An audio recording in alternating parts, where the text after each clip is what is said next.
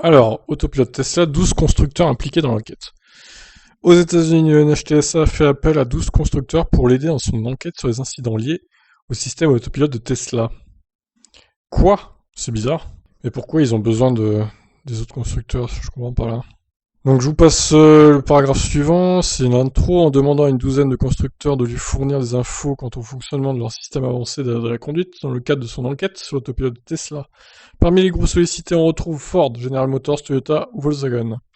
L'objectif est de comparer le système Tesla avec d'autres véhicules de série équipés de la capacité de contrôler simultanément la direction, le freinage et l'accélération dans des circonstances déterminées. La NHTSA leur demande de fournir des données relatives aux accidents dans lesquels les systèmes d'aide à la conduite ont été activés à tout moment, pendant la période commençant 30 secondes immédiatement avant le début de l'accident. En outre, la NHTSA veut vérifier de quelle manière les systèmes des différents constructeurs surveillent les conducteurs et s'assure qu'ils soient pleinement attentifs en mettant l'accent sur les stratégies de détection et de réponse à la présence de véhicules de premier secours ou d'application à la loi. Pour la NHTSA, l'utilisation par Tesla de noms tels que FSD ou autopilote a pu induire les conducteurs en erreur et leur faire croire que les systèmes étaient capables de gérer la conduite seuls. Ce qui n'est pas le cas pour ces systèmes de niveau 2, et de plus, la conduite 100% autonome sans chauffeur étant de niveau 5. En ratissant plus large, la NHTSA sera en mesure de déterminer si le problème constaté via le plus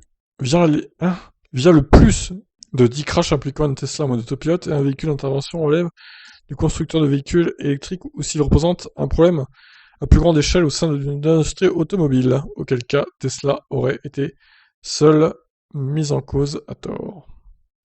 Je crois que c'est un peu mal traduit cet article.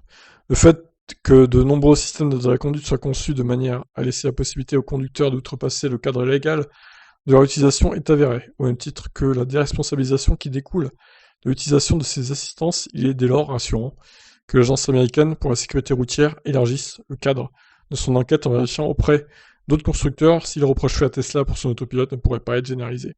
Il nous semble primordial que le cadre légal permettant l'utilisation d'aides à la conduite qui interviennent sur les 3 vecteurs essentiels que sont la direction, le freinage et l'accélération soit revu et adapté afin d'imposer des systèmes de surveillance de l'attention du conducteur à tout moment. Enfin, peut-être cette enquête révélera-t-elle les limites de la philosophie de Tesla qui se repose exclusivement sur un réseau de caméras quand la concurrence y combine des capteurs et parfois des lidars. Bon, 12 constructeurs impliqués, c'est beaucoup quand même. Donc écoutez, je vous tiendrai au courant des suites de cette enquête, évidemment. Mais si c'est avéré que Tesla est coupable, entre guillemets, d'un manquement ou je ne sais quoi, d'une publicité mensongère, par exemple, aussi, ça risque de leur coûter cher. Et il faudra faire des modifs sur leur véhicule, c'est clair. Bon, je vous laisserai agir. Qu'est-ce que vous en pensez? Ciao.